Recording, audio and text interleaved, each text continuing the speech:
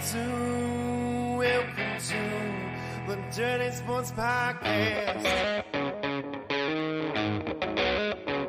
I said welcome to the Dirty Sports Podcast with Andy, Ruther, and Joe Prano. Welcome to the Dirty Sports Podcast. Welcome to the Dirty Sports Podcast. I'm your host, Andy Ruther, coming to you live from Cincinnati, Ohio, with my co-host, Los Angeles, California, Joey No-Chill Prano. Hello, Andy. Happy Thanksgiving. Happy Thanksgiving, fam. Update, though. For the first time in a while and going forward, I will not be in Los Angeles, California in the intro. Nobody on the show for the first time in a long time will be in Los Angeles, California. I've moved, Andy. Guess what? He moved to the Midwest, guys. He That's right. finally did it. I'm in Cleveland, bitches. I actually moved to Ventura County, Andy. I mean, it's the greater Los Angeles area. It's the Southland, as they say out here on the news. That's a term I only heard once I got out here on the news. The Southland. Like, what the fuck is the Southland? But that doesn't make sense. It's north of LA, so why would it be called the Southland? I think for some reason, they just call, like, the greater LA area the Southland, you know? I don't know why. But anyway, I've moved north of Los Angeles. I'm actually, Andy, you know my love of the military. I've moved to Port Hueneme, where there's a huge military base. I live just blocks from a huge naval base. Dude, I can't be saying coming to you live from Port Hueneme. No, you could just, you can say whatever you want. Did I say that? Did I even pronounce it correctly? No. Hueneme. Port Hueneme? Yeah, there you go. It sounds You like could a just drink. say Ventura County. You could say Sounds like a drink. Give me some Port Hueneme. Yeah, it does. Some port wine. But I was telling you before the show, moved yesterday. Had plans first. I mean, just so many lies. Oh, just go in and plug your internet in. I got up here. There's not even there's never been internet here. Like, it's a brand new house. They don't even have Spectrum's coming tomorrow. Weirdly, we have the best. My camera and setup is looking the best that it's ever looked, and we're doing a hotspot from my phone. Moved the whole day. When I say I moved the whole day yesterday, Andy, I mean the whole day, start to finish. I finished unpacking. Can I hop in here real quick? Yeah.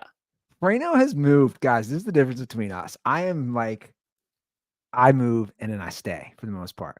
Yeah. So I have known you, I think, since circa 2010 or something. I've moved so many times. You know, the longest I ever lived anywhere by far was when I lived in my place on the boardwalk. I was Venice there. Beach. I was there 5 years, and it was by far the longest. I mean, dude, I've lived in 15 places in Venice. But that's what I'm saying. So since 2010, since I've known you, I've lived in 3 places. I've lived in the Smut Studio in Venice Beach, my parents' house, and my current house in Cincinnati. 3 places. Here we go. When I first moved to LA in 2010, I lived on Penmar. Yeah, remember that. Then I lived at Lachlan's. 2. That's when I met Lachlan. Technically, I lived 2 different units at Lachlan's. Then I moved to 4th Street. Then I moved to... Oh, I forgot about 4th Street. So we're at 4? Yeah, we're at 4. You moved behind Lincoln Boulevard. Right. Then I moved to Lincoln Place. 5. Yep. Then I moved to Millwood. 6. Then I moved to... Where did I move from Millwood? Okay, then I moved to a Bridge Place, but between Millwood and my place on the boardwalk, I lived in a place for 2 months. So I forgot about that. Bridge Place. Then I moved to my place on the boardwalk. So we're up to 8. Yep. Then I moved to El Segundo. No. Before El Segundo. Well, did you still have off of Lincoln? What? Well, yeah. I mean, technically, I was never out of the boardwalk though. Okay. Good point. So you're at 8 still. Yeah. Then I moved to El Segundo. 9. Then I moved to Malibu Canyon. That's 10. Then I moved to West Hollywood. That's 11. And then I just moved to Port Hueneme. So you moved to 12. You might as well become a mover. You moved to 12 different places since 2010. But just think about that too. I lived in one place for 5 years. In 13 years, I moved 12 places, and for 5 years, I was in one place. So that means in the other fucking 7 years, I've moved like twice a year, basically. It's insane. It's insane. Living with women is hard. We That's couldn't basically be the gist of different, it. right? Living with women is hard. Living with a bunch of different girlfriends. Whereas I'm like, okay, found my girl. We're getting a house. We're getting a kid. And I get asked all the time, yeah, we're going to get married at some point. So people need to stop asking me that I run into around here. It's more around here. Married. When are you getting married?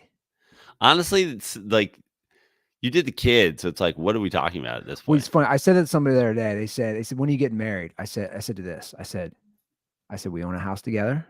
We have a child together. And I have a life insurance policy that she gets if I die. Her and the kid, right? So I was like, basically, the legal parameters are already there. Oh, yeah. Yeah. How would your parents feel about you having a kid and living? They would just be like, that's Andy. My mom wouldn't like it. But she wouldn't at this point, dude, Yeah. because it's one of my mom's friends who I still stay in touch with. I asked her that. I said, what do you think my mom would think? She goes, Andy, at this point, she just would want you happy. She'd want you to get married for sure. But exactly. Just like, My mom's mocked me so much about all these. She's like, here we go. 6 months with the girl, and then you have to go buy a new frying pan again. I'm like, that's very supportive, Mom. Buy a new frying pan. But I think she's more positive than ever that my current girlfriend is going to stick. Good. Anyway, back to the story. Real quick. I know you're going to get that story real quick. And I was like, oh, let's keep it tight today. I did have a dream the other night about Savage Town. Oh, yeah? Remember when they were doing repairs and you could look through my bathroom into the Japanese guy? Oh, yeah. That was wild. It was like that for like 2 weeks. I could literally go walk into my bathroom. I could see my Japanese neighbor cooking food. The fact that happened is insane. That was basically my dream. I was back at Savage Town, but it wasn't really Savage Town. And I was seeing through an apartment into somebody else's. And I was like, what the hell is going on? I mean, it was reality. It happened. What's funny is, so the reason we ended up here is because we wanted the beach, but it's just like everything down there is so expensive. We actually got a house, which is nice. But Savage Town came up on Zillow. And my girlfriend was like, look at this place, like right by the beach. I was like, that is Savage Town. And she's like, excuse me? It's what? I was like, that's Savage Town. I was like, it's kind of like, I mean, yeah, like it is. Like that's probably what that loft space looks like. But also you need to know that at some point, like on Saturday, you'll be at the pool and just like some stripper will come down and then like 2 fucking gangbangers will come down. They'll just like pour fucking Mad Dog on her. And then the mayor will be out and they'll be playing volleyball. A homeless guy will steal your bike, then light the bike on fire outside your place. And then the Japanese guy who lives next door will put his head through the wall and be like, hey, you guys having fun in there? I mean, it is crazy. I was going through old Instagram stories, which by the way is great that those, hold up. And I'm like, you forget things. I'm like, oh yeah. That time that I walked out to the pool one morning and there was a passed out homeless dude just laying by the side of the hot tub. I'm like, dude, I lived in this place for 10, 12 years. Savage town. But do you have hot water right now? Okay. So what happened? So this is the story. So I moved all day yesterday. Like fucking all day. I mean, truck, driving it up here, unloading it. Dude, but we were unloaded by like unloaded meaning everything like out of the truck. Sent my brother home with the truck at like 8:30, 9 o'clock. But now you got boxes. You just need to get like, where's my towels? Where's my shit? Where I gotta set up the couch, put a TV on the thing. Just like unpacking. Yeah. I mean, I unpack with my buddy Sam until like 11:45. Long day. And then I was just like, I just need a fucking hot shower and go to bed. Get up 8 hours from now, do dirty sports. Freezing cold shower. Okay. And then it starts to piece together. I was like, the dryer wasn't drying. Now I don't have a shower. Like, do I not have gas? So then I go to the stovetop and I turn it on, and it turns on for a second and then it flames out. I was like, I don't have gas. Now I'm from New York. If it's anywhere near a winter month and you don't have heat or hot water, you call them and they're like, cool, we'll be over in 3 minutes. Like it's like illegal for you not to have hot water. I guess in Southern California, it's different. I call them up and they're like, yeah, you turned on service, but we can't be out there to like switch it on until December 5th. And I was like, does not compute. I was like, what are you talking about? They're like, December 5th, we'll be out there. I was like, listen to what you're saying right now. So from now until December 5th, I don't have heat or hot water or an oven or a dryer or anything that uses gas. They're like, yeah. And I was like, no, that's ridiculous. They're like, sir, that's just the way it is. You set it up, blah, blah, blah, blah. And I was like, I lied. I was like, I'm having Thanksgiving dinner tomorrow. I was like, 12 people are coming over for Thanksgiving. What am I doing with this food? It's like, I'm microwaving everything. Like, what are we talking about? She's like, sir, you're going to have to call back. We're after hours. This line is only for emergencies. Like, your gas is set up for December 5th. This is an emergency evening line. And you also can't call us tomorrow unless it's emergency because it's Thanksgiving. I was like, cool, I have an emergency. And she's like, what? I was like, I have an emergency. She's like, what's your emergency? I was like, my whole house smells like gas. And she's like, what are you talking about? I was like, well, I thought it was just my hot water heater. So I was going to take a hot bath. So I put water on the stovetop and I started boiling it and it clicked on for a little bit. But apparently I don't have gas and I just had like the burner running for like an hour. So wait a second. She didn't just call your bluff and bullshit and say, she's like, sir, she goes, just so you know, if somebody comes out there for an emergency, they can't turn the gas on. I was like, cool, I have an emergency. And she's like, okay. So at 2:15 a.m., somebody finally arrives. Andy, when I say a smoking hot chick arrived, I mean a smoking hot chick. Shut up. I swear to God. You're telling me at 2:15 a.m. I'll send you her Instagram later because Sam fucking was like, hey, this sounds like a porno. You're telling me.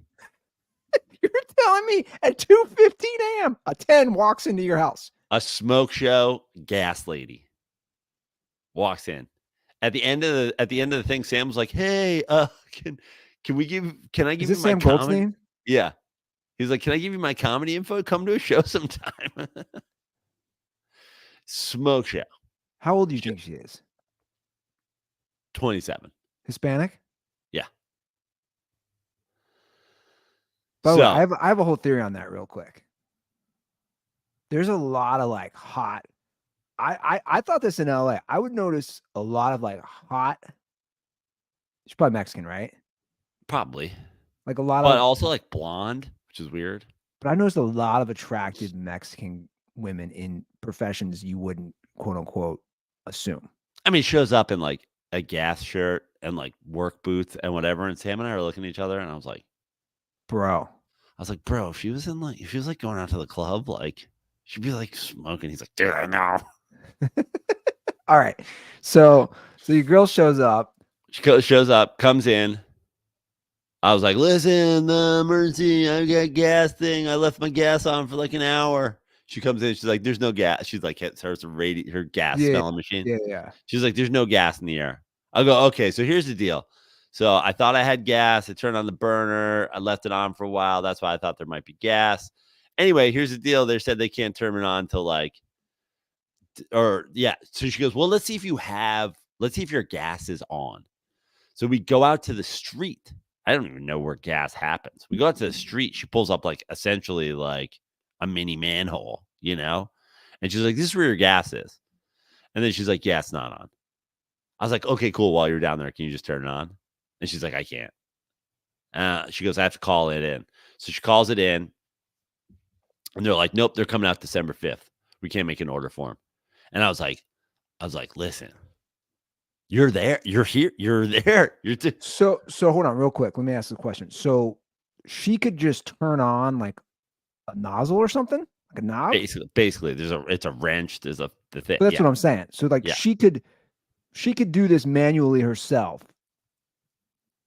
But they're saying, by the way, this is classic government, the bureaucracy. Yeah. They're claiming somebody else has to come out and do it. Yeah.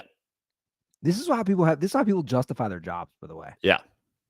I was like, so you could turn it on? She's like, I can, but like I don't have an order for him. Like, and if I can't order, then there's no paperwork. And if something goes wrong and your house blows up, like blah, blah, blah, blah, blah. And I was like, just turn it on. I was like, what if I gave you $100 bill right now, turn it on, never tell anybody anything about this? She's like, I'm not going to take your money. But if you see that cover right there, she's like, if that cover magically broke and you magically got underneath it and then you magically took a wrench yourself and twisted it. Was she saying magically? Basically, yeah. She was just like, then like you would have turned, but like I couldn't do that. And I was like, break the cover. And she's like, and she like undid the cover. She's like, okay, the cover's gone. And then I was like, so wait, what do I need? A wrench? And I was like, yeah, I like run inside and get a wrench and it like won't go. And I'm like, God damn it. And then I was like, my wrench is too damn big to fit in this hole. And then Sam is like, you know, if like a wrench, is there any chance like a wrench would fall off your truck right now? And we could like whatever. And she literally like gives him a wrench.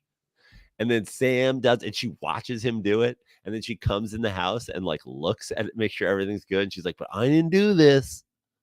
But like, this isn't like, I didn't turn your gas on. Is it weird that I'm turned on right now? Like, I'm like, I'm telling I'm like turned on. I'm like, oh, this is hot. I said to Sam after, I was like, is this like a porno? Like two guys, and then there's a wrench and there's gas. Yeah. And your girlfriend shows up and it's a whole thing. Right. Well, listen, my girlfriend is like in Palm Springs or whatever for the holiday, and like after I was like, yo, let me give you $100. Sam's like, follow me on Instagram.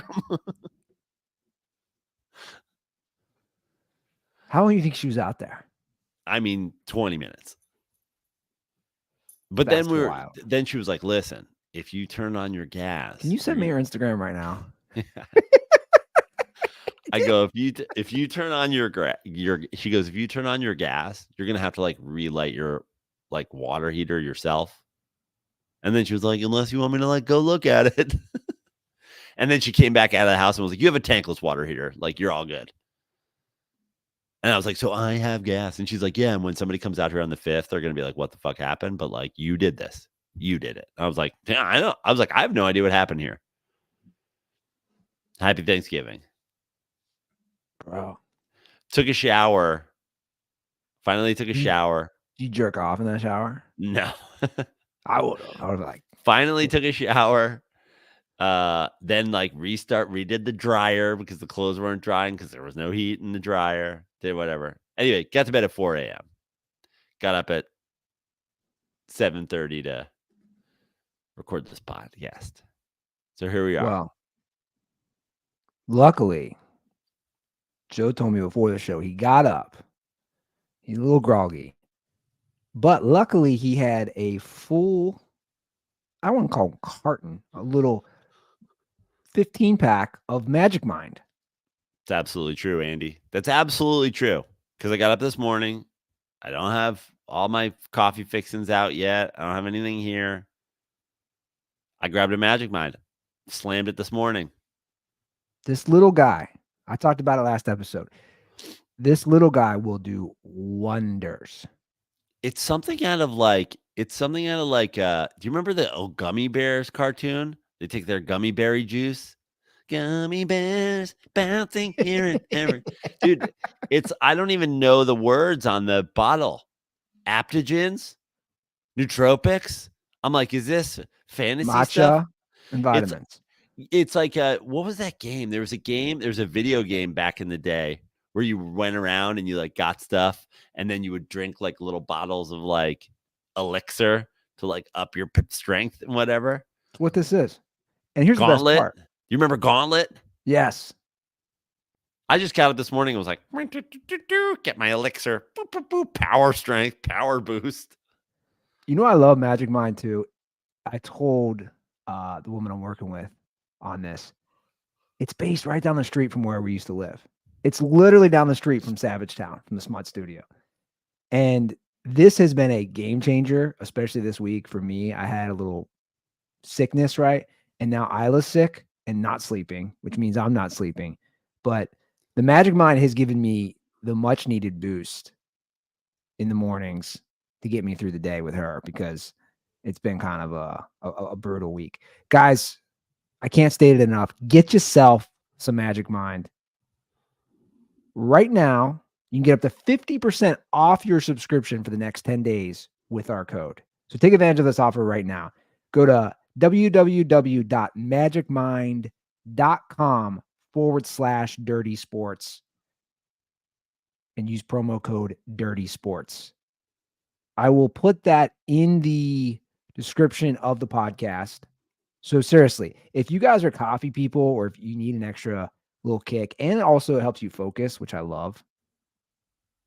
So get yourself some Magic Mind because it is a game changer. Honestly, yesterday, I'm not sure I would have made it through the move without the Magic Mind.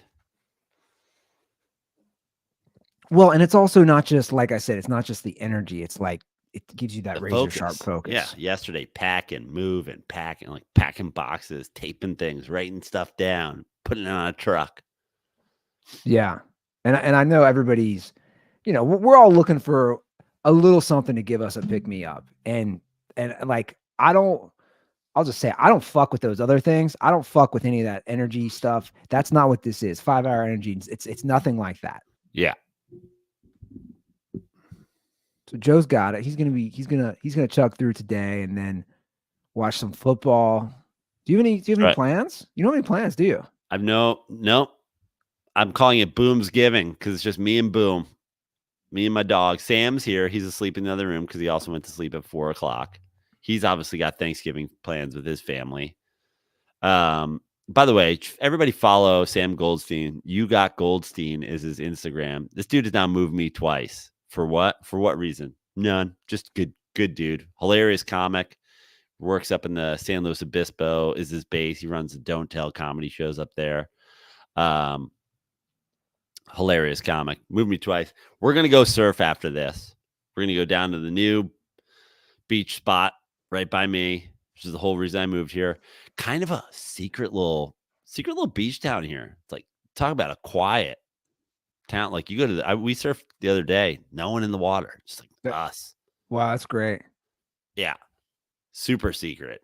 Well, you told me where you moved. I was like, where? I know. Totally. Me too. I only knew it because you drive by when you go up to PCH, and I was like, oh, there's got to be a surf spot over there. Like, there's got to be. but I've never come over here. And then I was like, oh yeah. And then there's a very famous surf spot, Silver Strand, that's right over here on the other side of the base. So, but yeah, we got up here and I was like, really quiet, secret little beach. So we're going to go surf after this and then, watch some football. Of course, I don't have cable. Another thing, they were like, yeah, you're all set up for cable. And then I got up here. There's not even like a Ethernet jack or whatever. So they're coming tomorrow. But today, you know what I broke out last night, Andy? So I could watch some football today. Broke out the cantenna. The cantenna's plugged in. The Miller Lite cantenna. The cantenna coming through in the clutch. Nice little throwback. I want to talk about Jim Irsay because everything happening is cracking me up. Before we do that, I have to share. We're talking about Savage Town. I have to share a little Yoshi story because he reminds me of Savage Town. Because I forgot to mention this story. So Yoshi called me last Saturday. And Yoshi probably calls me every few months because he's Yoshi and he just wants to catch up. The truth is, I don't pick up most of the time. Yeah. Because, dude, it's not and I'm a talker, as we know, but it's a call. Yoshi will range every single topic from sports to current events, whatever. So, and anyway, then 45 minutes, you're like, Yoshi, what do you want? Well, like, exactly. Oh. That's exactly what happens. I'm going to be in Ohio in February because in the late 1870s, there's a murder of 17 children. Boy, that's where the story's going. So I'm on the grill last Saturday, just grilling some burgers, and I have 3 missed calls from him. So by the third time, and they're all in a row, by the third time, I'm like, okay. I'm also like trying to grill fast. There's a whole thing, how I'm sure you've seen this with your friends and with your siblings. Like Yoshi's like, Andy, it's very important I speak to you. I'm moving to Ohio. Why? I am going to be the defensive coordinator for Bishop Sycamore. You're like, what the fuck, Yoshi? So you know how it is, like the regiment people have with their kids. I'm like looking at my watch. I'm like, okay, I got to grill these burgers. She's got to get her bath, bottle, bed, the whole thing, like we have it down, right? Bath, to bottle, a science. Bath, bottle, bed. It's like shower. It's the shower shit shave of babies. 100% bath, bottle, bed. So I'm like, oh, I know this can't be a quick call, but something might be wrong with Yoshi. I'm going to call him back. So I call him back and he does exactly what you're saying. Hey man, how's it going? And I'm like, it's good, man. Blah, blah, blah. I'm like, I said, is everything all right? He's like, yeah, just wanted to catch up. Everything's all right. I'm like, well, you called me 3 times, Yoshi. I didn't know if something was going on. Yoshi, in America, you don't call 3 times unless it's an emergency. Like, shoot me a text. What's up? So then he says, I got a weird favor. And I'm thinking, of course you do. Here we go. Yeah, you're Yoshi. And I was like, favor? He goes, well, not really a favor. It's more of like your interest level. He said, he goes, you're in Cincinnati, right? And I was like, Yoshi, you've literally stayed at my house. Yes. He hasn't stayed at this house, has he? What's that? He stayed at your current house? No, he stayed at my parents. Oh, okay. Yeah. Which is hilarious.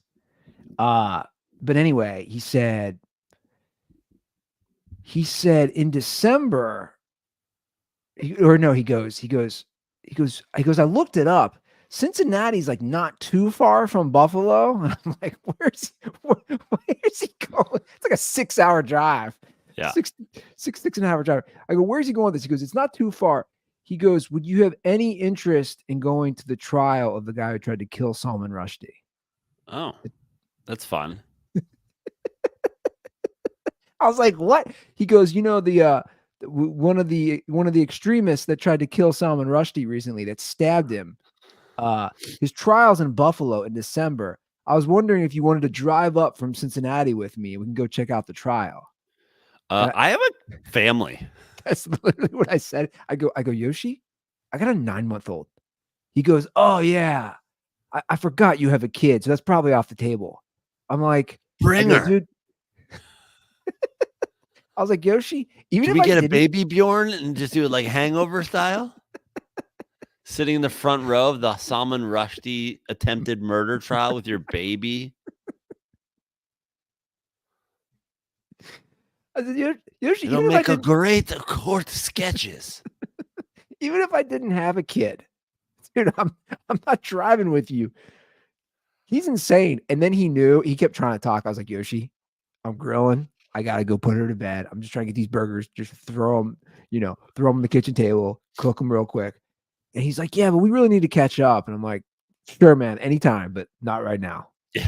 Anytime, but not right now, and not on a 6-hour car ride to Buffalo for the Salman Rushdie attempted murder trial. What person do you think I was? Do you think I was the first person? Or was I like the second or third that he called about that? No, he definitely called. He definitely called one or two other people. He's got to know somebody in Toronto who's That's what I was thinking. closer. He's got to know somebody in like wherever. He knows so many Cleveland. people. Yeah. You're probably the third person he called, and like he got 2 no's, so then he was panicked. That's why he called you 3 times. Yoshi, you could just fly straight to Buffalo. That's what I was like, why are you calling me Yoshi? Dude, there's no one like that guy. Here's what I want. This is a good segue. I know. This is a good segue. Yoshi is like this would be a good segue for, I think him and Jim Irsay should do a road trip together. Oh, yeah. Yoshi and Irsay. Now, you sent me this yesterday. You got to check out these Irsay tweets. And so I went, and Twitter, X, whatever. You go there, as we all know, your timeline is in reverse order, right? So I get the last one, and I'm like, what is it about? What's happening here? So then I scroll, I'm going backwards, and you get to the point where you go like, all right, well, listen, just shut your brain off, try to find the first one, and then start from there and go in the correct order. Then I roll back like 5 tweets, and like in the middle of the morning, it was like, hey, we just signed this like roster update. We signed this guy, and then like 25 minutes later, it's some like unhinged first post of 6 about like his mammy or something like that. Yeah. But then I was just like, where did this stem from? What the fuck happened? What did I miss? Yeah, well, it all stemmed from the interview he did on HBO Sports, which aired Tuesday. So Jim Irsay did an HBO Sports show. He did whatever. What, Inside the NFL or? I don't know, actually. I just know it was on HBO Sports. He did an interview with Andrea Kramer. Okay. And she asked if his 6-game suspension and his guilty plea from what happened in 2014 when he was out of his mind, I don't remember if he was drunk, he's definitely on pills, if that was a low point in his life. And this is what he said. I mean, this is wild. This is what it all stems from. I am prejudiced against because of... Hold on. Oh, sorry, that's the max volume we have. Okay. This is what he says. I am prejudiced against because I'm a rich white billionaire. If I'm just the average guy down the block, they're not pulling me in. Of course that. Do you know what it's going to sound like if people hear you say they're prejudiced against a rich white billionaire? I don't care what it sounds like. It's the truth. I don't, I could give a damn what people think, how anything sounds or sounds like. The truth is the truth. And so, if you guys couldn't hear that, because it's not the best audio. Why does Jim Irsay look like a retired wrestler?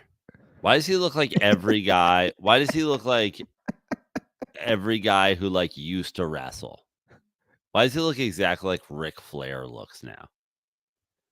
Why does he look like Roddy Piper, especially with the plaid on? Like all your favorite wrestlers from when we were a kid are now like 70. It's Jim Irsay. He looks like every guy who used to wrestle. That's a great point. He does. So he said he was pulled over because he's a rich white billionaire he was discriminated against. It's one of the Classic. funniest. I mean, one of the one of the most ironic statements of all time. Of all time. Of all time. It's one of the craziest statements I've ever heard. All right, boys. We're going to get out there and we're going to hit the beat today. See? And I know what you're thinking. The rich white billionaires, they make all the things go in this town. Yeah, they pay our salary. Nope, today we're going to pull them over for no reason. So We're really going to turn the table on these deep pockets guys. that aired Tuesday night, Prano. So of course everybody has a field day yesterday Okay, so morning. then that's what happened. So that airs Tuesday night. Wednesday morning, everybody has a riff on him. And he particularly goes at ESPN, First Take. And that's where the tweet started, where he tweeted yesterday at 4:02, First Take, you're going to get your ass sued because there was no alcohol, no illegal drugs. And then he also flexes $29,000 is low for me because he had all his cash on him too. $29,000 is low for me to be carrying. In 2014, 29,000 in 24. By the way, it's tough to read this. I struggle at times, but it's not because I'm being stupid right now. It's because the guy doesn't know how to write because he's putting these commas, these asterisks, these fucking.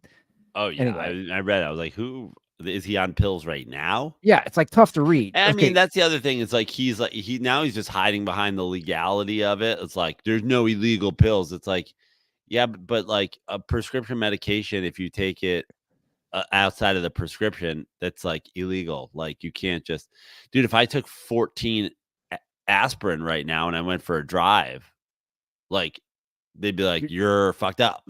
Yeah, you're under the influence. So, but then he does this flex, right? He's saying, "Oh, I had $29,000 on me because he was giving away 2 to 10 grand to the homeless on the street and making the world better." Heart emoji. So you're like, okay, this is crazy. So his next tweet is responding to what everybody did on First Take and every other show and on Twitter and everything. Everybody's calling him out because not only is he a rich white billionaire, he inherited it. Like, let's call it what it is. Daddy had the Colts and daddy dies and you get the Colts. Yeah. Right? So then he tweets out his next one. My grandparents came from Ellis Island, just the shirt on their back, penniless and escaping Jewish concentration camps. I grew up in a horrible home where both my brother and sister died in a car crash in 1971. I worked for a living and bought 30% of the Colts on a bank loan. Okay. Well, like, to me, it's like, I don't know what that has to do with all these things happening. 100%. And then he tweets, this is where you're like, dude, how fucked up are you? And on the First Take, the woman that preceded Stephen A., how dare you pretend to know me? I don't know your name and don't care to.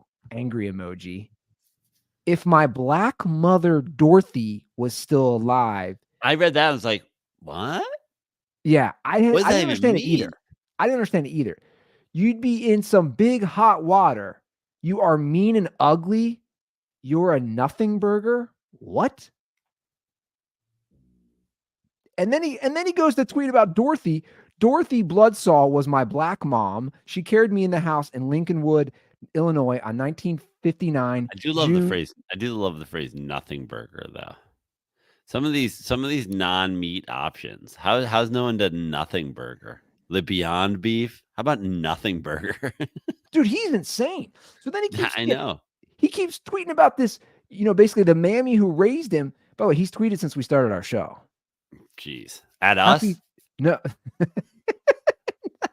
Happy Thanksgiving. I'm thankful. I see you, Andy Ruth. You think, and you, Joe Brandon, you think not having gas for one day? Wait until I fucking shut off gas in your whole goddamn town.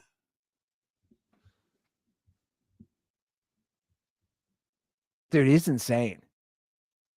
How many times have I said I've said this. Have I not said we need forget Hard Knocks? How many times have I said we need a HBO show that follows the owners around? Yeah. That's what I want. The players are cool. I want to like what the fuck Andy, is I have Jim? news for you. It's called Succession. No, I know. It's a show where everybody's a billionaire and everyone's an idiot. Well, I don't think all the billionaires are idiots. I think he is.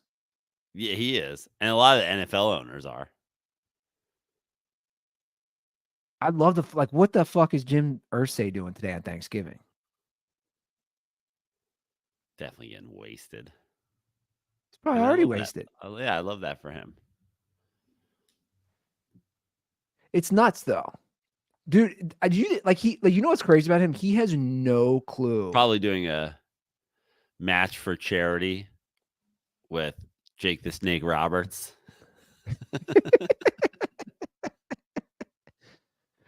Like Prado, he has no clue. And whoever that was on before Stephen A, you're going to be in real trouble. I am prejudiced. Listen to me. You're going to be in real trouble, mister, when I show up to your town. Look at him. He looks like a fucking former wrestler. He really does. Look at his face.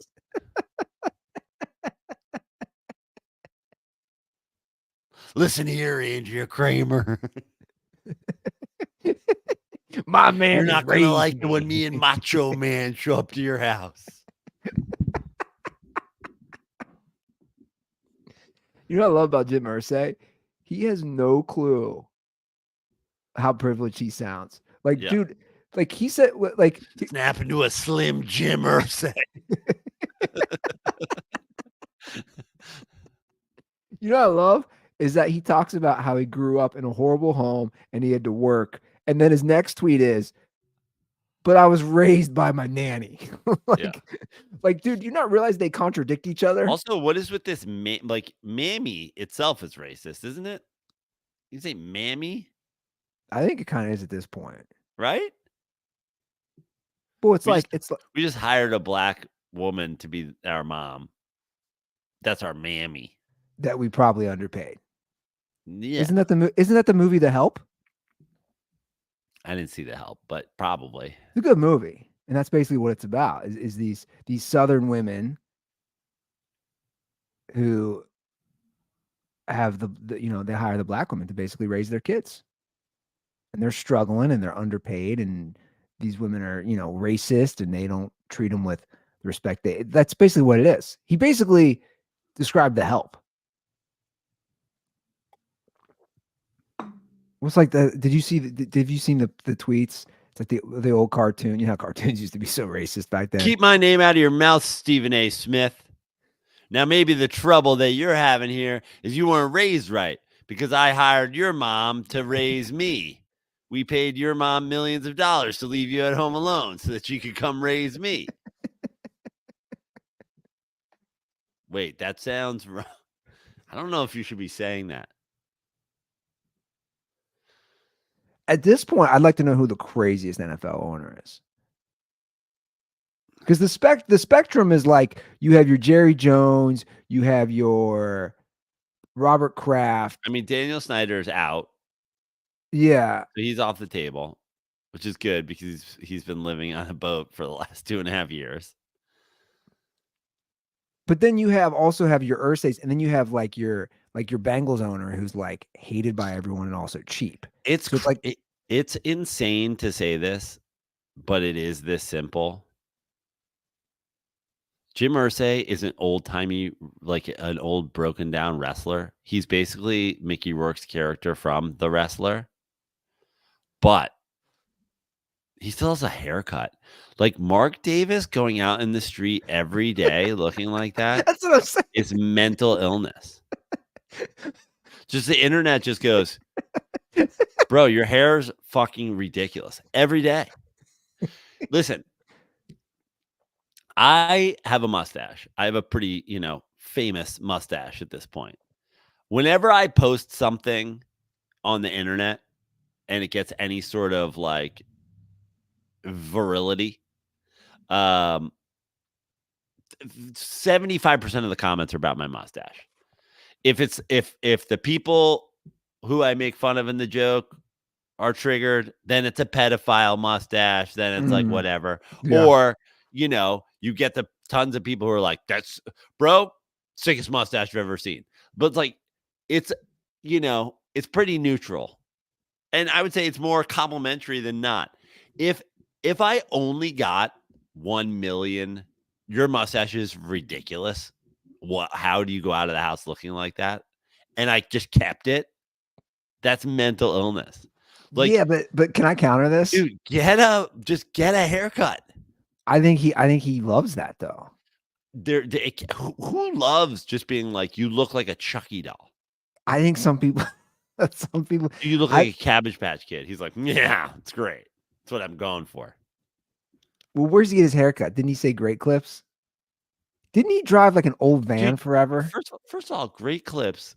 Like, it's not like people act like they always be like super cuts, Great Clips, or whatever. It's like, dude, you'll get a bad haircut, but I'm not going in there with this and then coming out looking like Mark Davis. Like, he requests that. That is his haircut. That's his look. That's his vibe. It's not like he's like, I go to Great Clips and every time they fuck it up and make me look like a Cabbage Patch doll. But I'm a loyal guy. I've been going to that Great Clips forever. Like, George Clooney uses a Flowbee. I'm trying to get to the bottom of his hairstyle. He claims this is from He watched Goonies 2021. in 1987. He saw Sloth and he was like, that's it. That's my look forever. They're like, the mongoloid that they have chained up in a basement. This is your hair inspiration. He's like, I love it. It's just like one little tuft at the top of his deformed skull. He says, when you go into a barber and you're like, hey, this is weird, but like, I brought a picture of like a celebrity that he just came in with Sloth from Goonies. He's like, can you give me the sloth? The lady was like, I've done a couple of the Rachels, but I've never done a sloth. I mean, it's pretty incredible. He's like, make it look like my Italian mother dropped me on my head numerous times to the point where my brain was so deformed that I couldn't be trusted not to be chained up in a basement. Do you think it's a hairpiece? No. How would one even buy that hairpiece is like, if that's a hairpiece, like I don't even know how one manufactures hair pieces, but I feel like out there's a guy who cuts hair pieces and then there's just like leftover things on the floor. And then somehow they all got stuck together. And then that was put on Mark Davis's head. Did you see this thing why he I mean, Jerry Jones puts extra sodium on his McGriddle, but like, it's not even the same realm as this dude's hair. Did you ever see when they photoshopped him bald? He had to look better, right? Oh, dude, I guess I don't remember this. I guess this was a thing on the internet, and he looks 100% better. Yeah. Doesn't he look a lot better? Yeah. Yeah, he looks like every guy who gave up. Yeah. He looks instead of a mentally ill guy. Have you seen my football team? Have you seen my football team? You know how you said that you're off on the Eagles because the coach wears a thong? I mean, you got to be off on the Raiders until he changes his hair, right? Yeah. You just gonna watch all the games today? Yeah, that's the plan.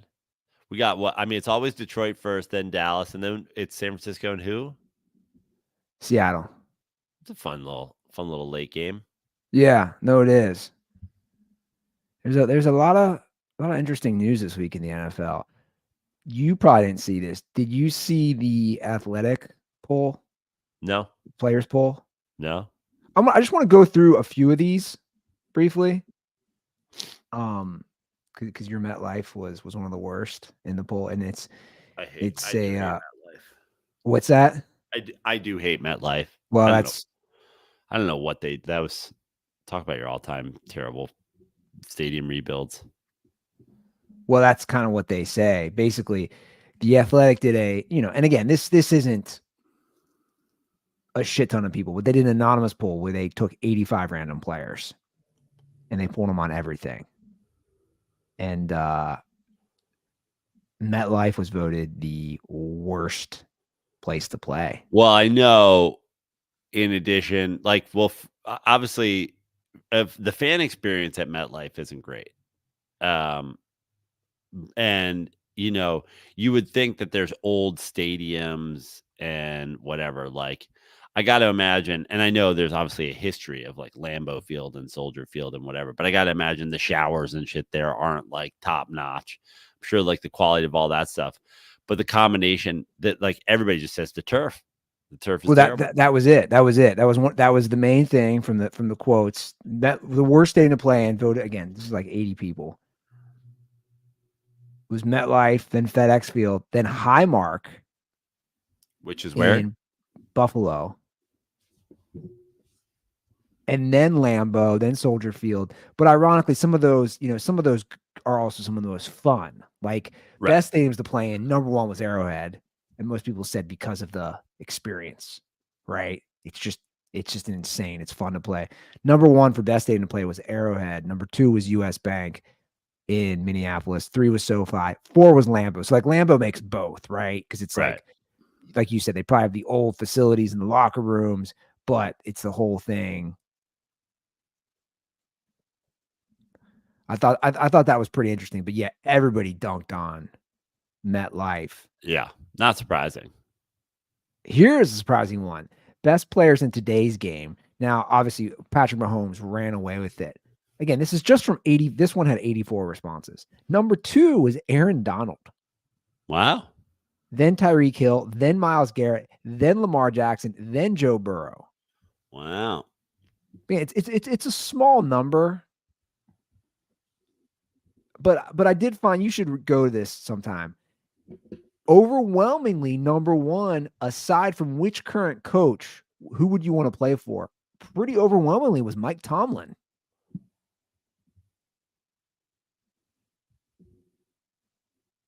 That might be a little surprising, but I can see it. Yeah. It went Tomlin, Mike McDaniel, Andy Reid, Dan Campbell, Sean McVay, tied with Kyle Shanahan, and tied with Nick Sirianni. Wow. It's a fun little thing to go through. Most underrated player, T. Higgins. It's like there's there's a bunch of these. Most annoying fan base, no surprise. Number 1 was Eagles. Number 2 was Cowboys. Yeah, that's great.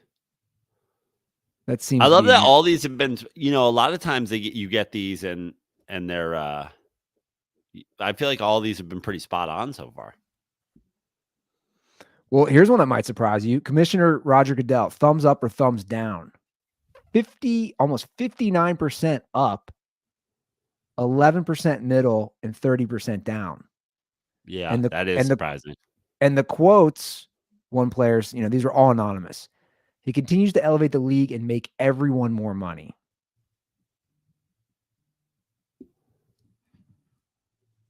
So it's like, he's making us money, so we're going to give him a thumbs up. Now, the officiating was not rated well. No surprise there. Right. So, anyway, it's something fun to go through. But they one last one. Turf versus grass debate. Overblown or real concern?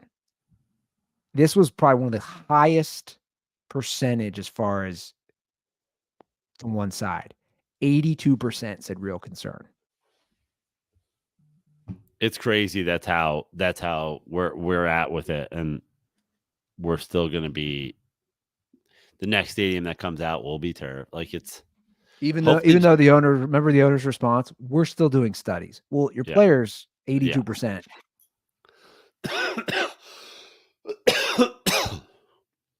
Did you see there's a couple old quarterback news articles. One, Tom Brady was shitting on the current state of the NFL. I don't know if you saw Yeah. that. I've seen the latest in old man yells at the clouds. Did you see the Drew Brees thing? No. This is kind of wild. Did it start back in my day? No. Drew Brees said he can't throw at all with his right hand anymore. Oh, that's interesting. Like, just can't throw. Just tossed it out there on an interview Tuesday on Mike Green's show, on Greeny's show, Mike Greenberg's show. He said,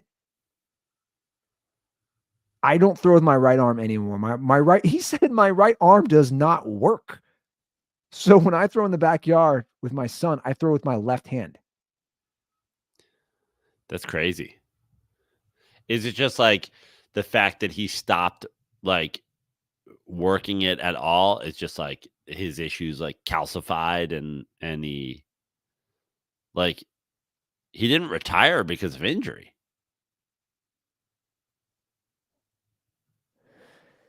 I know. Well, I think you're right. I think that's what happens. And then he went into the whole thing about like, you got to use it. Like, I'll be honest. Obviously I'm not Drew Brees. My shoulder has been so sore lately. I just haven't been exercising at all. Probably the last 2 years, really, that much. And it's the one I've dislocated 3 times. And I also had torn labrum ligaments in this at some point. And it's like, when you don't use it, man. Yeah. When you've torn stuff, he said he'd still be playing now. If what? His shoulder was fine? Yeah. And basically they stretched out that shelf life as long as he could. Well. But that's insane that like he can't even throw with his right hand anymore. Yeah, that is crazy. You want to preview some games? Talk a little games? Let's fucking do it. Because we should get to this one real quick because it's about to start. Yeah. So we can really bang that out. We'll go through these. We'll play some calls. We'll do the norm. I know you're going to be drinking some Miller Lite today, aren't you? Andy, please. Please. Obviously. The fridge works, right? The fridge works. Fridge works, and it's already got Miller Lights in it. Went out and got Miller Lights last night. I was like, I need Miller Lights for the game.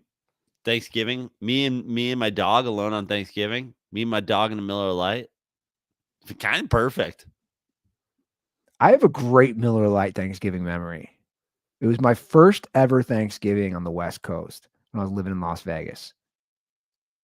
My buddy, who was the assistant principal at the school that I was teaching at the time, he was a Minnesota guy, big Vikings fan, big Miller Lite supporter. He's like, my family's flying into town from Minnesota. You probably have nowhere to go for Thanksgiving. We're going to cook and we're just going to have Miller Lights all day. And I just remember that Thanksgiving, how great it was. It was just an endless supply of Miller Lights, great food, and football with multiple naps. It's the best. I mean, what else could you ask for? Honestly, the best. Miller Lite on Thanksgiving. I can't tell you how many memories I have of Miller Lite on Thanksgiving because it's just since I've been, we'll call it 21. Since I've been 21, it's been a staple of my Thanksgiving. You get started. That's the best part about Miller Lite. It's not. It's in the name. It's light. It's a light drinker. Yeah. You have it with the apps. You have it with the pasta that comes out as we do in the Italian family. You have it with the meal. You can have it the whole day. I mean, I can't even tell you how many times in my early 20s too, we were talking about, the elixir before, but like, you got the superpower of like 5 Miller Lights in you. You go out there at the cousin turkey bowl. Suddenly I'm Tecmo Bowl Bo Jackson, just Miller Lite fueled, like running over a 9-year-old cousin. Stiff arm, like Derrick Henrying, my freshman in high school cousin during the turkey bowl. Get off of me! Make it Miller time all season long. Get Miller Lite delivered right to your door. Visit MillerLite.com/dirty sports, or you can find it pretty much anywhere that sells beer. Celebrate responsibly. Miller Brewing Company, Milwaukee, Wisconsin, 96 calories and 3.2 carbs per 12 ounces. Okay, like I said, we got a game starting soon, so we should probably Let's rock and roll. get this one in before we get rocking and rolling. Ooh, this one moved even since last night. Packers, Lions from Ford Field. Lions are up to 8.5-point favorites, Joe Prano. That's it. Did it go up? It did. It was 7.5 yesterday because I was looking at the spreads. Listen, the Lions are a good football team. There's no doubt about it. They're a top 3 team in the NFC. 8.5 seems too high to me. Like, I know agree. I know they absolutely smashed the Packers in Lambeau early in the season. Absolutely none of this has anything to do with the Packers winning a game last week and looking halfway decent. Just like the Lions defense is a little sus. Oh, yeah. The little sus. Full bend. And it's Thanksgiving. Like, I know. The Packers will be up for it. Yeah. God, how much you miss Madden? How much you miss the end of that game? Hey, look here. We're going to give a turkey leg stuffed inside a duck, stuffed inside a cow's asshole. You get the turducken player of the game. Boom. It's going to, and then it was like always, you think about all the weird Detroit Lions through the years. It's going to Eric Kramer. You're like, whoa. I got to watch that Barry Sanders documentary on Amazon. Oh, I didn't even know there was a Barry Sanders. Yeah, and apparently it's the first time where he's really going into depth about retiring and why and the whole thing. Yeah, it just came out this week. I think it's called Bye Barry Bye or something, or Bye Bye Barry. I'm real interested in that. Yeah, Madden was the best, man. It's like I really connect my childhood. And Summerall. I know. That duo, I truly connect my childhood Thanksgivings. Calling the games. 8.5's a lot. I agree with you. I'm going to take the Packers to cover. I was already feeling 7.5 was a lot, to be honest. And now that spread's jumped another point. Now, the next one I feel deservingly is high. Commanders, Cowboys. I think the Cowboys cover at 13.5. Ooh. The Commanders got mollywalled by Tommy DeVito last week, which means they'll come back and they'll play a game. Watch. Yeah, I'm gonna take the Commanders. Division game. If you're a Commanders fan, you got to be hoping that you get 40. They just put 40 on you. Okay, so we have a call about this. Okay. We have a call from a dirtball specifically about, he wants to know what you and I think, because he's like, you guys think everybody should tank. I'll just play the call. Basically, yeah.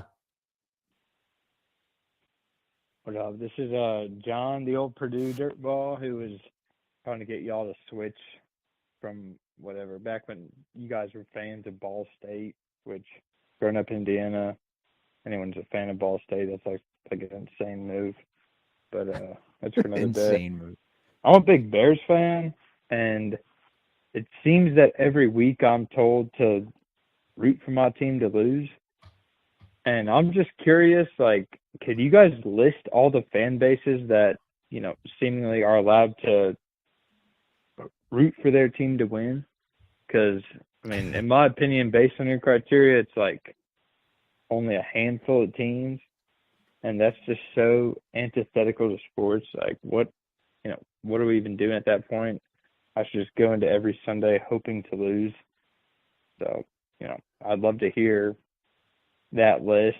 If you guys can get to 15, then whatever, fair play, good take. But I feel like you guys are going to get to less than 10, and then what are we even doing at that point? Thanks. I guess condoms are for you fans. Who? Youth fans? I don't know. But I mean, the list. Let's do it. I have the list in front of me, and I'll But tell hold you. on. But like first of all, let's start with one thing. The NFL isn't Major League Baseball. It's not the NBA. It's not whatever. Like you get in, you have a chance, but like also only to like some degree. But to start the year, you should absolutely root for your team.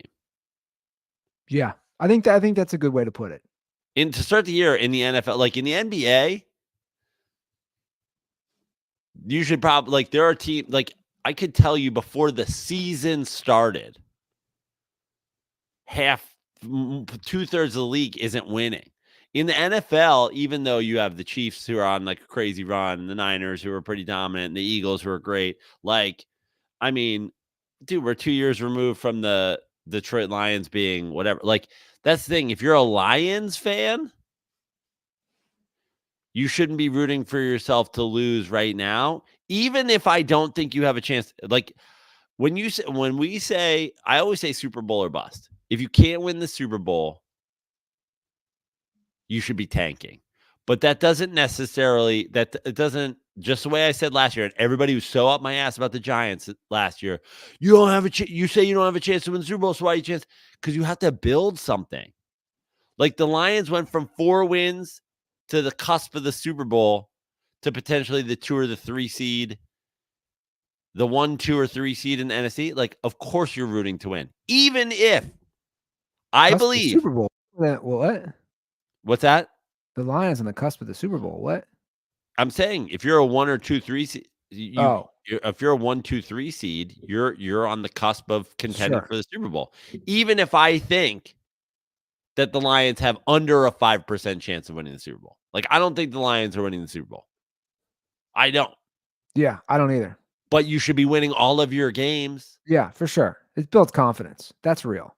And you're building a franchise. I'll just go through them. I could easily come up with, I bet you I'll come up with 15 teams. Let's do it. I'm just going to start. That's your win? Oh, no way. You and I will be different on this, but I'll go through Yeah. right now. I'll start in the AFC. I'll just go from division to division. Okay. And I'll mark them down.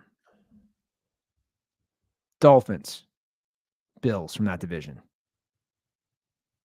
Jets, Patriots don't win. So we have 2. Ravens, Browns, Steelers. Let's just talk about it. The Bills are not a playoff team right now, but we know that they've been there, and that's a team that do they get hot? That's my point. You get hot in the playoffs. Bills for sure should win. Dolphins for sure should win. Jets, we know the quarterback situation. No. Patriots are an absolute dumpster fire. No. Right. Ravens, of course, yes. Browns with a backup, yes. Because of the history, momentum, and all that is real. If they get in the playoffs and win a game or 2 with a backup, that's good for next year. That's good for the team. Yeah.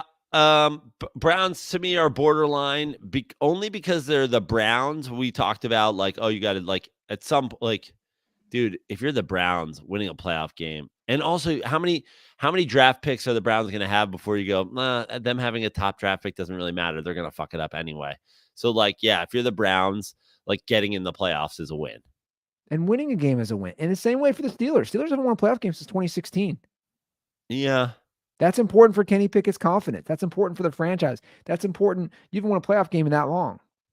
So I'm already at 5 teams through 2 divisions. Bengals, no. Don't matter. You have a backup. You're not going to do anything. Right. So I'm at 5 teams already. AFC South. Jags, yes, of course. Yeah. Texans, yes. You're building something with a rookie. So I'm already at. So now I'm at 7. Colts are borderline for me. No. What for what? They have 0% chance of winning the Super Bowl. They already have a quarterback that they drafted. Yeah, but you have a young team. Again, you're building for next year, even though the quarterback's not playing. You have a rookie head coach. You have a young team. Lose. Okay, I disagree. You're listen, you got a quarterback, right? That is already hurt. Go out and get a defensive player. Go out and get an offensive lineman. Go out and get a weapon for him. He's out. He's done. Don't win with Gardner Minshew. Okay, well, we disagree. So I'm already at 8. And I'm at 7. Chiefs, yes. Obviously.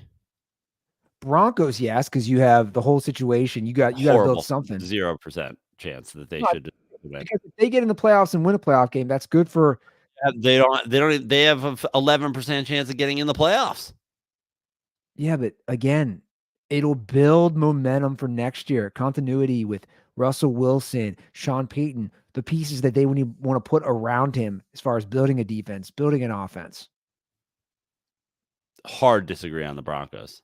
And same for the Raiders. I think the Raiders should win. Not only should the Broncos shouldn't win because of the Russell Wilson. They already punted a bunch of draft picks away. Dude, you need high draft picks again. You're stuck with Russ, man. You're stuck. I know, but you're also so stuck you should want to try to win with him. Yeah, but you should try to win the Super Bowl with him. Yeah, and it starts with getting it starts with getting you better players around him because you gave a bunch of them away to the fucking Seahawks. My point is, if you get a playoff win, again, they're not getting a playoff win. We don't know. Again, first off, listen, we're talking about this. Of course, the Broncos should have tried to win the first 6 weeks of the season. At this point, the Broncos are a Hail Mary of getting into the playoffs. And if they do, they're absolutely not winning a game. So the Broncos should be losing. Okay. Disagree. And you're going to disagree with me on the Raiders. I want them to try to keep winning because let's see what Antonio Pierce can do. Hey, honestly, I'm way more on board with that because the Raiders have had multiple interim coaches recently be successful, and then they go and they try to do a splashy hire, and it's a debacle. So yeah, you want to show that you want to play for this guy and take the interim tag off him. Sure, fine. Now, I don't know enough about Antonio Pierce as a coach other than the fact that he kicked the shit out of the Giants, and I love Antonio Pierce as a person. So I'm fine with that. But at the same time, is like in the long run, is he going to be a great NFL coach? It's hard to say. But at this point, it's hard to find great. Like there's a lot of bad coaching. So I'm okay with winning for Pierce. Even though if Antonio Pierce got the job for what he's done so far, if they named him, if they were like, he's like, in the TV show gets renewed mid-season, they're like, it's renewed for season 2. If they said, we're taking the interim tag off of Antonio Pierce right now, he's our coach for next year, no matter what happens from the year on out. If I was him, I'd start losing games. Yeah, he's only coached 3 games. I'd be like, listen, guys, now we know what we can do. Let's tank and get some draft picks so we can really fucking turn this up. So I'm at 12. Obviously, I think the Chargers should tank because we need to get Brandon Staley out of there. So I'm at 12 on just the AFC. And I'm at what, 10? Something because like I'm out on the Colts and I'm out on the Broncos. Eagles, yes. Yep. Cowboys, yes. Yep. Commanders and Giants, no. Correct. Lions, yes. Again, we're trying to build something. We haven't won a playoff game in 30 years. Yeah. And there's a 5% chance that you win the Super Bowl. So I'm at 15 with the Lions now. Vikings. What are you winning? What are you winning?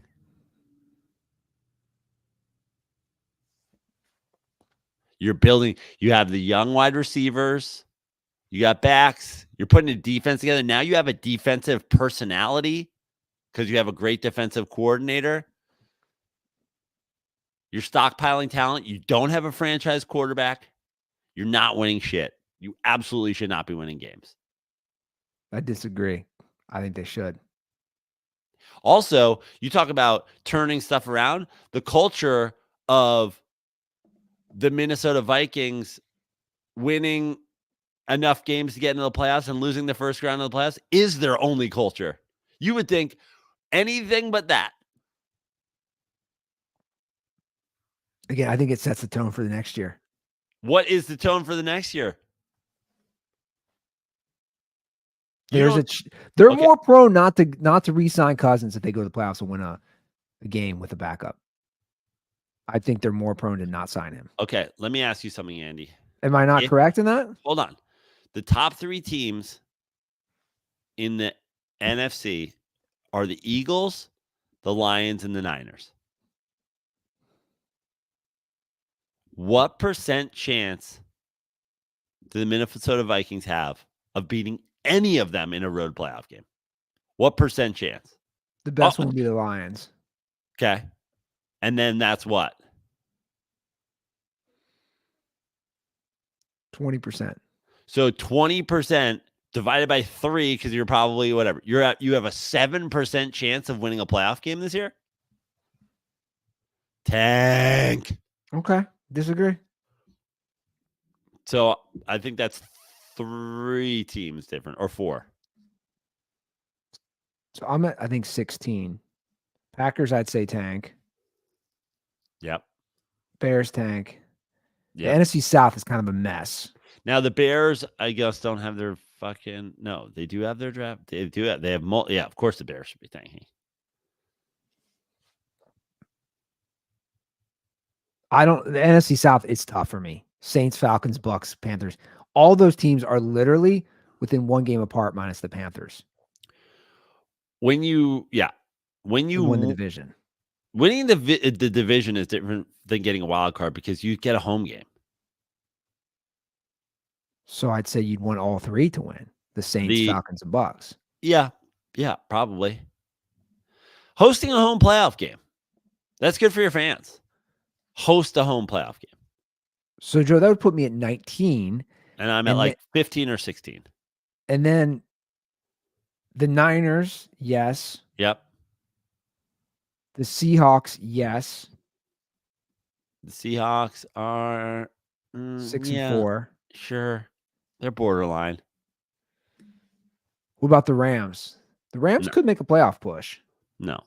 In fact, if you're the Rams, you probably rejuice. You do one more shot with McVay and with Stafford. Get as much talent as you can for one last hurrah. It ain't this year. Okay. Who are you beating in a playoff game? I'm fine with that. I'm fine with no on the Rams and obviously no on the Cardinals. I'm at 21. So let's say you're at 18. Let's say even if I'm at 16 or 17. Let's take it. I'm no lower than 16. So there you go. So then you're half the league. So we proved our point. So it's not too bad. It's not as bad as the caller thought. Boom. Yeah, you're at half the league. All right, so you're taking the Commanders and I'm taking the Dolphins. Or I'm sorry, the Jesus Christ, the Cowboys. Yeah. All right, your night game. Niners, Seahawks. It's in Seattle. Niners are 7-point favorites. You're up first.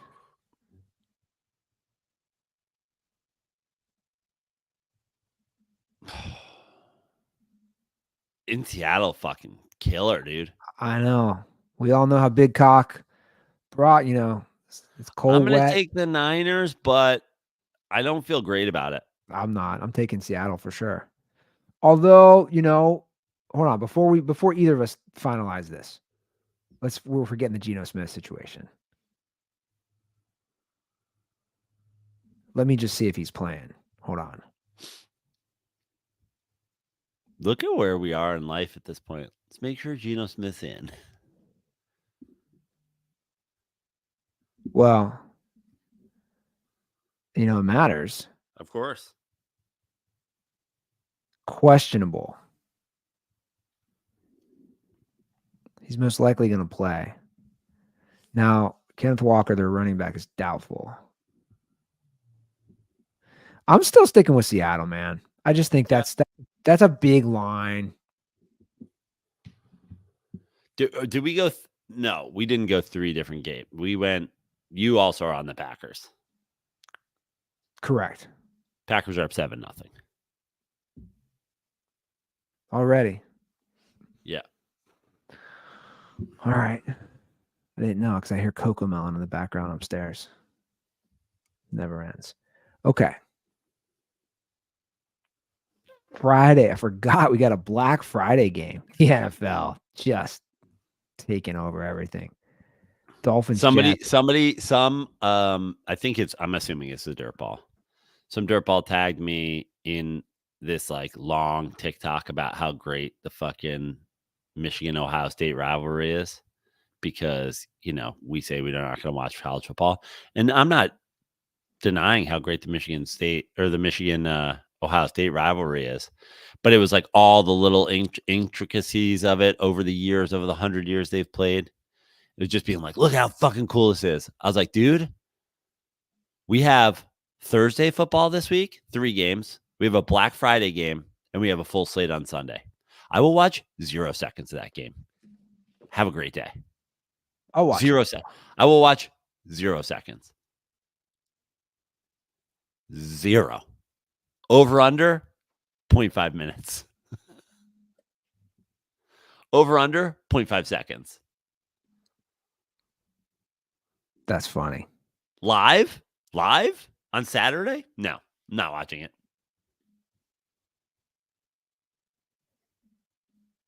Thursday, Friday, Sunday, NFL. Guess how many ranked It's teams? a holiday weekend, dude.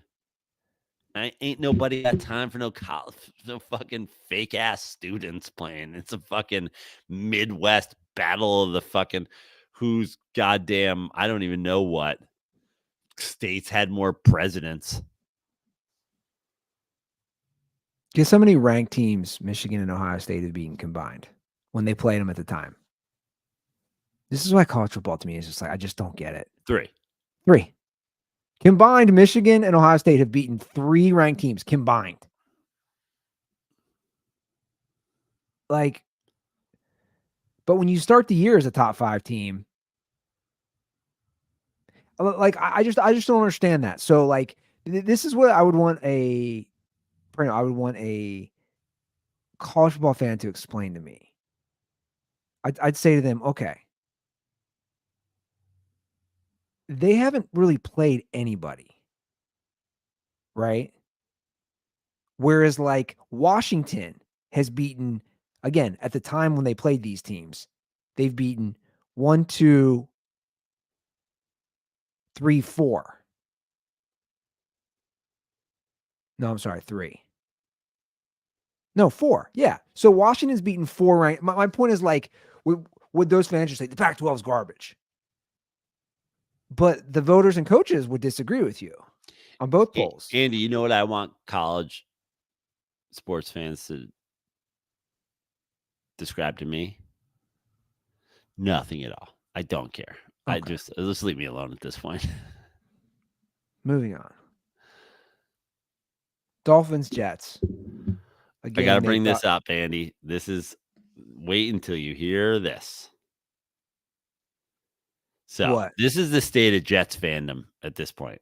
Kyle Aronofsky from the Toms River, New Jersey, home of the 1998 Little League World Series champs. The Jets season, the Zach Wilson debacle. He's a third stringer now, man.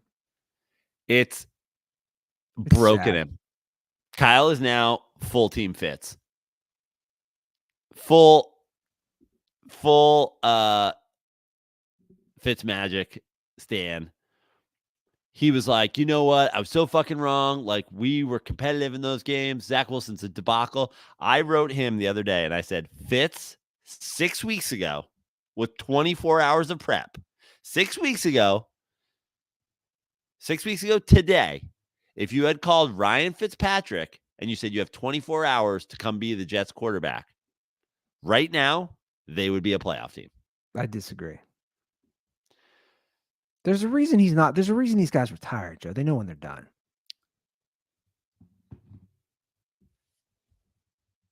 That's kind of neither here nor there for me. But it is. And here's the thing. People might call me crazy. I'll say the same thing about Tom Brady. I don't think they're a playoff team with Tom Brady. These guys retire and they retire because they know they're done. That's silly. The Jets were a borderline playoff team with Zach Wilson 6 weeks ago. If they won half of their games in the last 6 weeks, they're a playoff team. Half. He's been atrocious. I know. It's sad. I just think the whole thing is sad. Atrocious, dude. Let us play defense. Be fucking smart. Complete the occasional pass. He's gonna cost Salah's gonna lose his job because of him. And then I hate to bring it up, and I wasn't gonna bring it. It was like I was like, the ship has sailed. But now, dude, we need to talk about the kid who's replacing him. Have you seen his college stats? Andy, have you seen his college stats? Is it Broyle? Yeah. What about Boyle. him? Boyle. He played at 2 schools. He played at UConn, where he threw 1 touchdown and 13 interceptions. How's that possible? Oh yeah. How is that even possible? How does a quarterback even play enough? If you're the coach of a college football team and your guy has 1 touchdown and 8 interceptions, how is he still playing for you? He was the Nathan Peterman of college football. How did he even get into the NFL? Who does he have pictures of Jim Irsay butt fucking his mammy? Like, Well, you like know, he what? played. How did this happen? This is his 5th season. He played some games for the Lions last year, or no, 2 years ago. He has more interceptions than touchdowns in college. Well, he has a 3-9 touchdown to interception ratio in the pros. Bro, that's better than he did in college. He had a 1-13 interception ratio at his first school. And what I was gonna say was, because I didn't make a whole huge fucking deal out of it. We barely talked about it because, let's be honest, the ship has sailed. No one is a bigger Kaepernick defender than me, but that ship sailed, dude. It's like it just took too long. No one gave him the shot. John Elway's got the cursed quarterback fucking situation in the Broncos because he pretended he was trying to sign him when he wasn't. We know about the collusion. We know about whatever. But the dude wrote a letter being like, I'll join your practice squad. And the Jets were like, no. And then some other dude was like, hi, I'd like to join your practice squad. I played in Connecticut, at the University of Connecticut, where I led our team to 0 wins. I threw for 1 touchdown and 13 interceptions. And they're reading the letter and they're like, is that a misprint? Did he mean he threw for 13 touchdowns and 1 interception? Is he dyslexic? And he's like, no, indeed. I threw for 1 touchdown and 13 interceptions. They're like, we'll have you. That is insane. I was off the cap. I had let it go. And now I am offended that they did not say he's willing to play for the practice squad. A guy who went to the Super Bowl. I don't think he really was. I think that's bullshit. He wrote a letter saying, I will join your practice squad. And it does, and who knows if he actually wrote that. I don't know if he actually would have done the practice squad. Well, if it was real, it's offensive that they didn't do it. A guy who went to the Super Bowl offered to join your practice squad, and instead you took the Nathan Peterman of college. So you're telling me you think the Dolphins cover? What's the spread? 9.5. Yes. Hard yes. It's at the awful MetLife Stadium, but I agree. I think the Dolphins cover. All right, can we get through these games kind of quicker? It's rock and roll. Saints Falcons in Atlanta. New Orleans is a 1.5 favorite. I'll take the Saints. All right, I'll take the Falcons. Steelers, Bengals. It's Jake Browning season. Pittsburgh's a 2-point favorite in Cincinnati.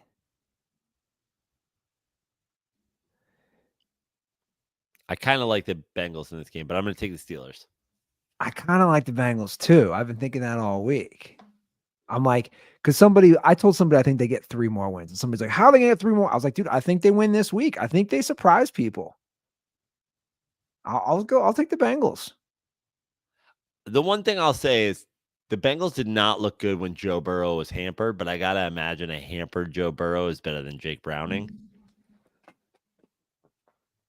Kenny Pickett's defending him hard. And I've never defended him. I just think that some of the intangibles are there. I like it. They did fire their offensive coordinator.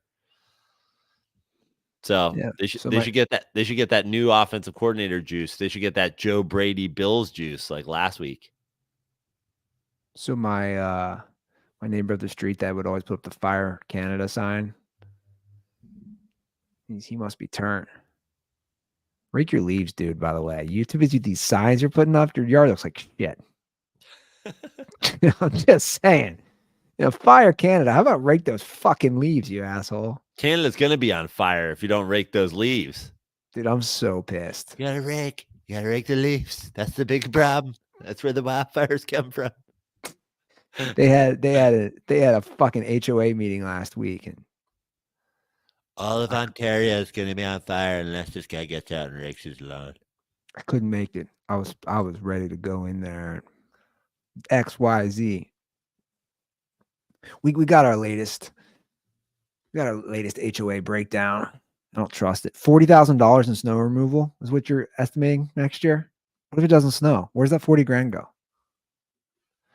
And how does that even work? They just say that's what they think, and then you guys just all split it up. Well, no, I pay a monthly HOA fee. Okay.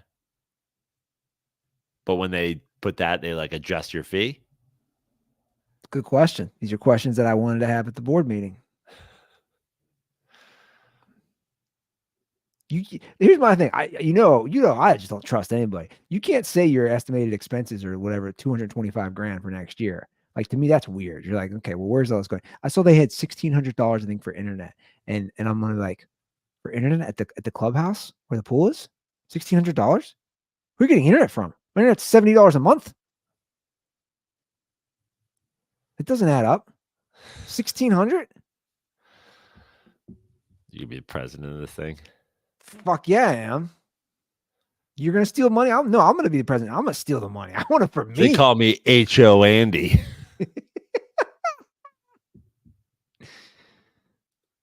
And he's like, can we rip through some of these games? And now a quick 3-minute sidebar on my HOA. Anyway, I'm gonna take the Bengals. You're gonna take the Steelers.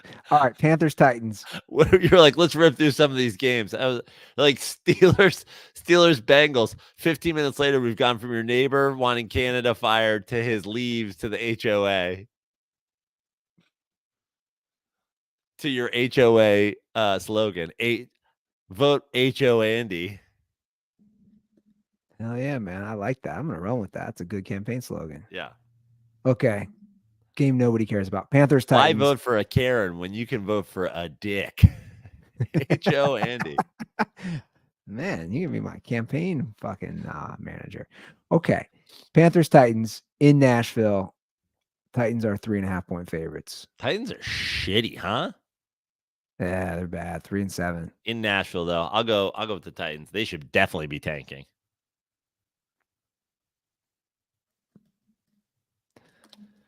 Titans suck. I'm going with the Panthers. Panthers suck too. So who cares? All right. Bucks, Colts in Indy. Indy's 2.5-point favorites. The Jim Irsay game, the Mammy game of the week. Mammy will be watching from heaven. I feel like Jim Irsay and Baker Mayfield would be good buddies. They seem like they get along. For sure. Right? Yeah. Like those two personalities. Also, All right. Jim Irsay and fucking Gardner Minshew. Oh, yeah. I like your mustache. You could be in my tag team anytime. Oh!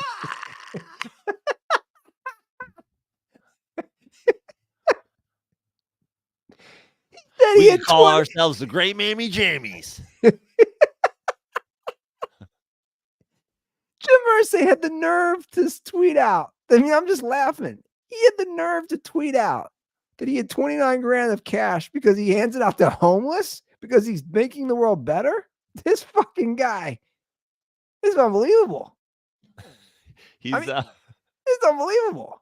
What's funny is we were talking about wrestlers before. He's the $1 million man. Remember? He kind of looks he used like to carry a briefcase of fucking cash around. That's not even a lot of money for me. I usually carry $1 million in a briefcase, and I offer it to anybody who thinks they can take down me and Minshew in a cage match. It was his bodyguard, Virgil, the black dude. Who's this Virgil? Who's this Virgil? That was his mammy. You can't talk. How dare you call me racist? I employed a black man to hold my briefcase when I was in wrestling matches for years. Oh, that's a great pool. The $1 Million Man. I love old wrestling pools. All right, Bucks Colts 2.5 Indy faves in Indy. I've lost track. I think I'm up first. I think the Jim Irsay effect is bad on the Colts. I'm taking the Bucks. Tough one. Money line pick of the week. I think the Bucks win the game. Okay, there it is. Pats Giants. Wow, rematch of these two amazing Super Bowls. That's hilarious. Did you watch Mark Wahlberg on the Manning Yes. cast? Why was he so angry to be there? Did you notice how unhappy he seemed? Well, he gets up at 2 a.m., so I think he was supposed to be in bed. Are you fucking with me? No, you don't know about that? No. Oh, he posted he gets up at 2 a.m. To like work out and then pray and then work out and then pray. And he goes to bed at like 5 p.m. Is he a big religious guy? Yeah. Super Catholic. I think he found religion after he blinded that Asian man in a hate crime. Am I the only one that was watching the Manning cast and I was like, listen, I love Eli and Peyton. I love these guys. But like, do I not know about Caitlin Clark's like violent racist history? Like, hey, Caitlin, do you want to come on? You'll be following the guy who blinded an Asian man in a hate crime, and then before a guy who electrocuted and hung dogs. And she's like, yeah, I'm in. I I don't think a love lot, they just had like Mike Vick on. They're like, yeah, what's Mike Vick been up to? but again, I think like especially a lot of people don't know about the Mark Wahlberg thing and the Mike Vick thing. I think both things happened pre-cancel. I mean, we've already said it. Like if you did something shitty before the cancel stuff happened, you were exempt from being canceled. It's kind of interesting.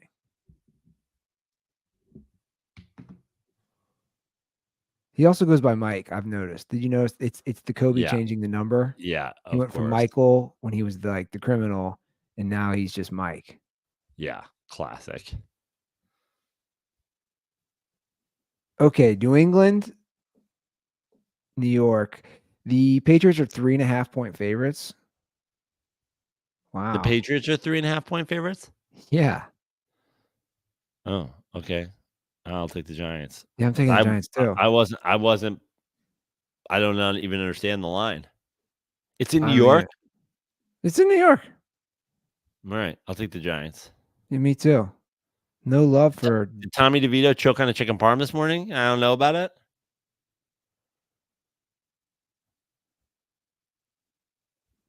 Yeah, I don't know. All right, Jags Texans. This will be a good one. Very Yeah. important for that division.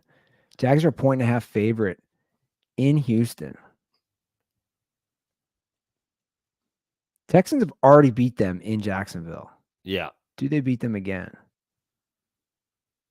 Am I up first? I'm happy to do that. No, I am. I'm going to take the Jags.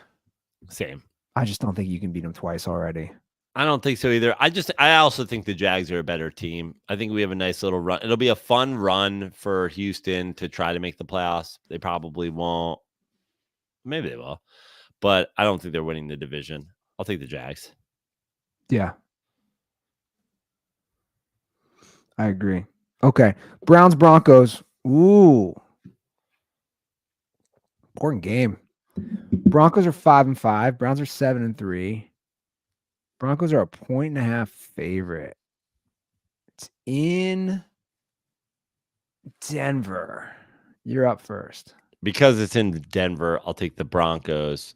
I think they're stupid for winning. I think it's going to be a gross game because Cleveland's defense is still really good. And Russell Wilson's the king of getting field goals on bad defenses. So I think we probably have a scoreagami Russell game. You know, it's somehow like 8-5 Broncos at the end? Broncos have won 4 in a row. Can they win 5 in a row? Probably not. It's a great call. But also, do we trust in the Browns? Like, the Browns just going to keep winning games with backups? Yeah, I'm going to take the Browns. Wow, he goes against his boy. I'm just getting visions of him getting strip sacked multiple times. Yeah. That's probably smart. All right, Rams cards. Rams are 1.5 favorite in Arizona. I'm up. I'll take the Rams. Samesies. All right, Chiefs Raiders. Wow, we both missed that. The Chiefs now are fighting, going to be in a battle for this number 1 seed after that loss to the Eagles. And props Chiefs to are- the Eagles. Props to the Eagles. I know Eagles fans want me to say that. So, I mean, it was in Arrowhead. I don't care. I like the one thing 0 is points in the second half, man. Yeah, and listen, the receiver situation It's a mess. Is a mess, and it's a debacle. And I think that they took what we talked about last game or last episode with Joe Burrow and like how many fucking weapons can you possibly have? Like, do you think of it? They just took that. They took my theory of great quarterbacks make shitty receivers or like nobody's into decent receivers. They've taken that shit too far. I think Andy Reid and the Chiefs front office has taken that theory and they've overran it. It's like he can't if guys just can't he's throwing perfect balls and guys are dropping fucking game-winning touchdowns. And listen, I still don't love what I saw because the Eagles, I mean, Jalen Hurts, somehow he was 9 for 15 for 60 yards or something like that. And then after the game, they're like, Jalen Hurts might be the MVP. And he dropped to even with Mahomes. I'm like, do we all watch the same game? The Chiefs defense played pretty well until, late in the game. But why don't I play a call about that? That's actually at the same time, I will listen. It's in Arrowhead. Forget the drops. Forget the shitty offense of the Eagles. It's in Arrowhead. You won the game. I will give you props. Here was a call about that, about the whole MVP thing after that game. Hey, first-time caller. This is Fabian Dirtball from Illinois. Post-game from the Eagles-Niners. I was looking at the odds-on favorite for MVP. Jalen Hurts is now plus 250, leading the pack. And I just stood there fucking blinking guy meme, thinking what Jalen Hurts has done to deserve to be MVP. I've been thinking about it, man. And honest to God, Brock Purdy and Jalen Hurts are fucking Spider-Man meme pointing at each other. Honestly, Jalen Hurts is Brock Purdy with a little bit more athletic ability and a little bit less weapons. Let me know what you guys think. Love the show. Thanks. What do you think about that? Did we lose Prano? He's just staring off. We might have lost him. I think it's a pretty good comparison as we wait for Joe to get back. The Purdy Hurts analogy isn't bad because they're both in really good systems. Hurts is definitely more athletic, definitely uses his legs more, had a rushing touchdown. But it is interesting that game, his MVP odds increased, right? He didn't throw a touchdown pass, threw a pick, fumbled it. He recovered his own fumble. But my point is, he led them when he had to, had a rushing touchdown. Sorry about that. All good. I'm just saying, it's a pretty good call. I don't know if you heard the call. Yeah, I did. I did. And I just Hurts. I just think that we can't get into the situation where the NFL MVP is just the quarterback on the team with the best record. That's stupid. Yeah, I agree. That's stupid. He looked pretty bad the whole game. That's what I was and by bad, I mean pedestrian. Not MVP. No. No, definitely not. So the Chiefs are 8.5-point favorites against the Raiders. It's in LA. I'm sorry, it's in Vegas. Chiefs bounce back after a loss at home. The smoke show, fucking all the receivers catch all the balls. Huge Yeah, win. I agree. Chiefs win big. All right, Bills, Eagles. Eagles are 3.5-point favorite in Philly. Dude, the Bills put together back-to-back games. I'm gonna take the Bills to I'm cover. gonna take the Bills to win. Ooh, Joe I think the Bills. Prano. I think the Bills win the game. I feel like now you have a letdown game. Everything was about the Chiefs, the Chiefs, the Chiefs, the Chiefs, the Chiefs, and I think the Bills go into Philly and win a game. Interesting. All right, your Sunday night game, Ravens Chargers in LA. Ravens are 3.5-point favorites. I don't like the half-point hook. You're up. I don't like the half-point hook. I'm going to take the Chargers. It's so stupid, but I'm going to take It the is Chargers. dumb. I'm taking the Ravens. Yeah, I don't love that one. That one was dumb. That one might be my. This might be the game where they start just saying "fuck you, Staley," the players. We don't want to win with you. Yeah. Yeah. Does Sunday Night Football primetime game? Does the fake Asian fan make a appearance on TV? What's going on out here? Hold on one second. Hold on. I'm gonna say no. I don't think the fake Asian fan makes an appearance. I hope she does though, just so Twitter can just shit on the whole situation. The Chargers have no home fan base. I think She's that there, plays right? into it. Sunday Night Football, she's for sure there. You think? Yeah, I'm leaning towards no. That they because don't the show NFL. her. No, I think they absolutely do. Okay. All right, I'm gonna take the Ravens. You'll take the Chargers? Yeah, I hate it, but I will. All right, Monday night, Bears Vikes in Minnesota. Minnesota's 3-point favorites. I'm gonna take the Vikings. Same. Bears is bad. Yeah. But I don't love that game. Like I'm in a confidence pool and I put the pretty low. Like I think there's a halfway decent shot because the Bears feeling themselves even though they lost the last game. But I think Minnesota bounce back game. I think they're probably just like a better coach team than the Bears. Yeah. All right. Well, we'll get to some. Look at that! I next. said something nice about the Vikings coach who I've never mentioned on the show before last week. There you go. Being that we're almost at 2 hours and it's Thanksgiving, no calls, no more calls. 310-359-8365. I have a lot sitting there, so we'll get this. We'll get through those next week. You guys can see Joe live. You can see us live coming up.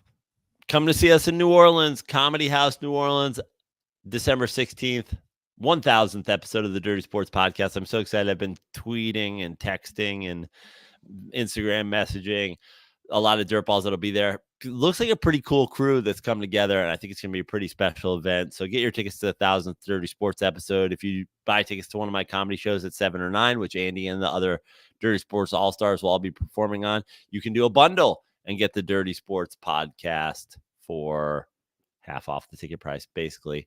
And come see me wherever. I'll also be, at the Hollywood Improv Lab doing a sports comedy night December 5th.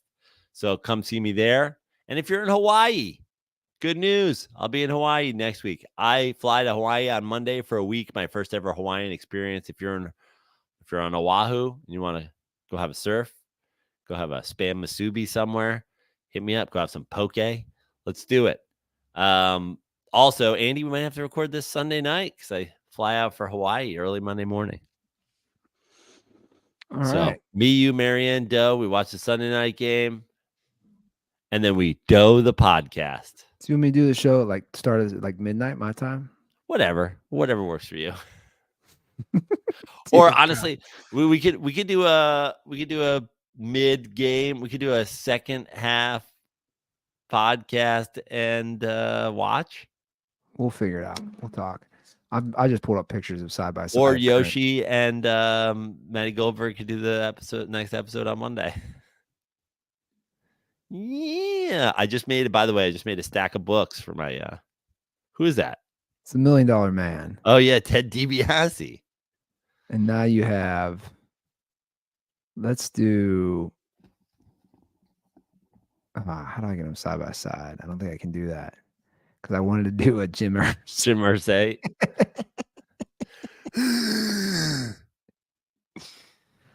All right, guys. Have a great Thanksgiving. Thanks for all the support. And we'll be back in a couple days. Everybody Enjoy have a time with- great Thanksgiving. Yeah. Enjoy time with the family, friends. Do your thing. Drink some Miller Lights. Just have a good time. Enjoy the holidays. We'll see you guys Monday. And as always, stay dirty.